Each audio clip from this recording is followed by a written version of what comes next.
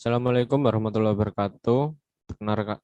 Perkenalkan, kami dari kelompok 7, Brantas Abipraya, akan mereview 2 jurnal tentang geoteknik. Sebelumnya, perkenalkan nama anggota dari kelompok 7. Yang pertama, saya Reza Yuyun Mahendra dengan NPM 20035010045. Saya Tia Farah Sabina Tunaja dengan NPM 20035010046. Saya Siti Fatiani Tribunda dengan NPM 20035010070. Saya Farida Purnomo dengan NPM 20035010078. Saya Alfonsus Fung Abimanyu Wicaksono dengan NPM 20035010079. Saya Muhammad Fariza Junior Effendi dengan NPM 20035010001. Saya Fitra Alvisa Alam dengan NPM 20035010090. Saya Muhammad Taufikul Mukmin dengan NPM 20035010091. Saya Belayu Permatasari dengan NPM 200350197. Kenalkan, nama saya Dwi Lutfil Hakim dengan NPM 20035010103. Kemudian, judul dari jurnal yang pertama, yaitu Rekayasa Geoteknik dalam Desain Dam Timbunan Tanah. Dam timbunan tanah pada tanah dasar lunak dikonstruksi dengan tahapan menurut prapembebanan pada tanah dasar lunak dan kelebihan tekanan air pori berkurang selama konstruksi. Jadi, peningkatan kekuatan geser dam hasil dari konsolidasi pada tanah dasar dan dam itu sendiri.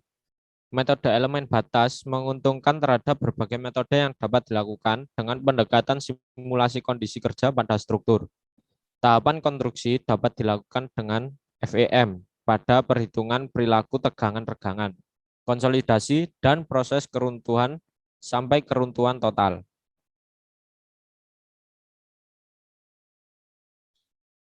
Selanjutnya, Moore Column MC model. Berdasarkan fakta bahwa pemadatan tanah kurang atau lebih mempunyai gabungan kekuatan butiran yang tinggi dengan efek tarikan dan tegangan lebih besar dari keadaan konsolidasi normal pada tegangan tertekan lebih rendah daripada tegangan prakompresi isi. Selanjutnya, material model pada dam timbunan tanah atau earthfill dam.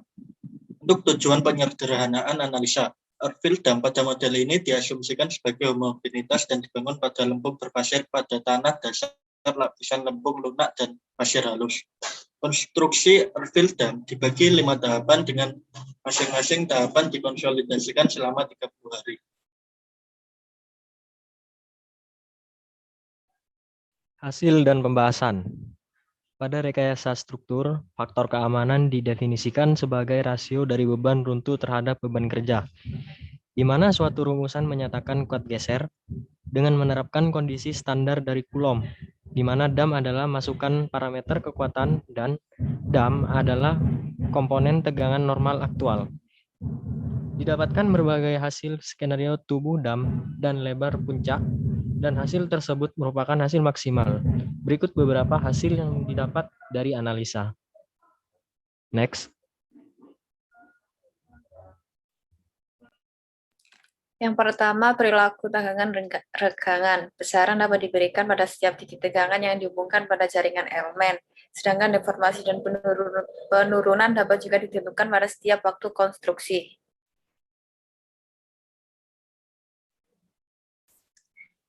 Yang kedua, tekanan pori. Kelebihan tegangan air pori selama konstruksi sangat tinggi terjadi dan dominan terjadi pada tubuh dam, di mana kelebihan tegangan pori besar terjadi pada tubuh bendung dapat menghasilkan retakan atau kolaps dam. Segera setelah lapisan timbunan diletakkan, kelebihan tekanan pori segera meningkat dan setelah itu berangsur hilang untuk waktu konsolidasi diberikan.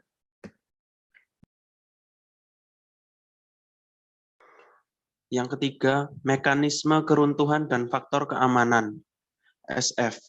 Mekanisme keruntuhan dam pada akhir konstruksi ditunjukkan dengan deformasi jaringan elemen. Potensial keruntuhan longsor terjadi menurun ke bagian tanah lempung lunak atau soft soil. Untuk stabilitas lereng dam, faktor keamanan atau safety factor menurut waktu terjadi menurut tahapan konstruksi pertama, ketiga, dan sepanjang waktu dengan tipe longsoran. Kesimpulan, simulasi dan perhitungan earthfill dam dapat dibentuk dengan metode elemen batas. Model numerik menjelaskan pendekatan dengan kondisi lapangan sehingga diselesaikan dengan perhitungan dan diprediksi terhadap perilaku dan stabilitas strukturnya. Faktor keamanan masing-masing fase konstruksi dijelaskan dengan asumsi reduksi P-C.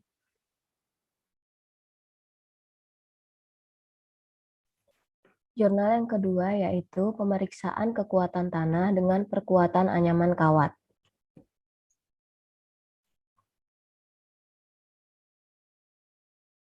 Latar belakang. Masalah konstruksi bangunan selalu berkaitan dengan jenis, sifat, dan karakteristik tanah yang menunjukkan seberapa besar daya dukung yang diberikan tanah untuk bangunan di atasnya.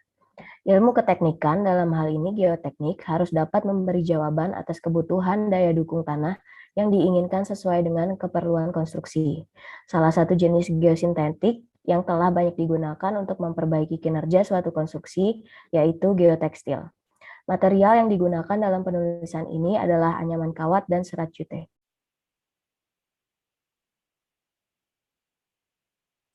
Landasan teori, ada struktur dan sifat mekanisme tanah, klasifikasi tanah, keruntuhan pada lereng, pengujian kuat geser tanah dengan triaksial, metode program Praxis, perbaikan tanah, reinforcement.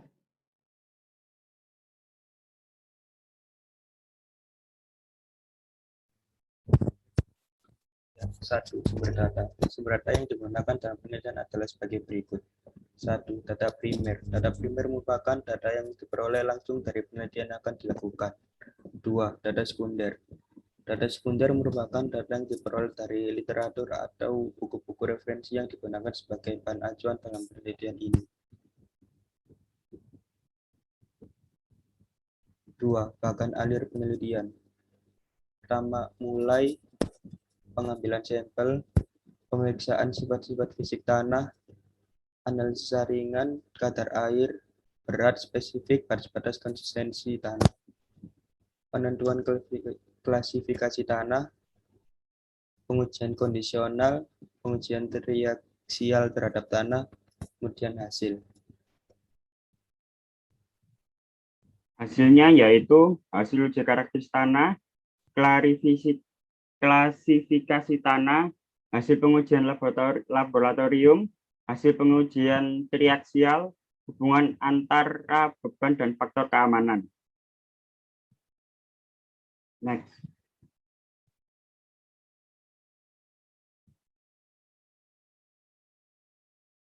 Hubungan antara beban dan faktor. Hubungan antara beban dan faktor keamanan. 1. Pemodelan tanah pada program Praxis 2 dimensi yaitu menggunakan tanah asli.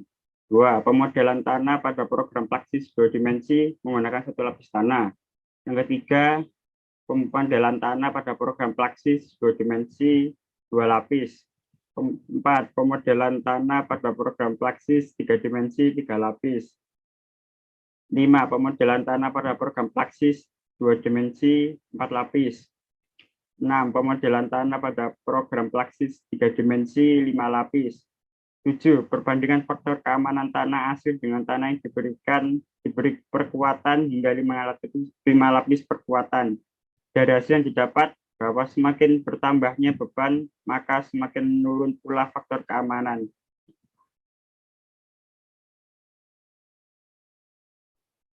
Kesimpulan. 1. Tanah pada lokasi pengambilan sampel yaitu kawasan Tinor dengan titik koordinat 01, 23, 53, 3U, 124, 49, 42,7 T. Merupakan jenis tanah lempung berplastisitas tinggi. Faktor keamanan 2. Faktor keamanan meningkat sesuai dengan pemberian jumlah lapis perkuatan yang diberikan terhadap tanah asli. Berturut-turut hingga 5 lapis perkuatan, yaitu 18,70%, 36,51%, 52,42%, 92,75%, dan yang terakhir 139,44%.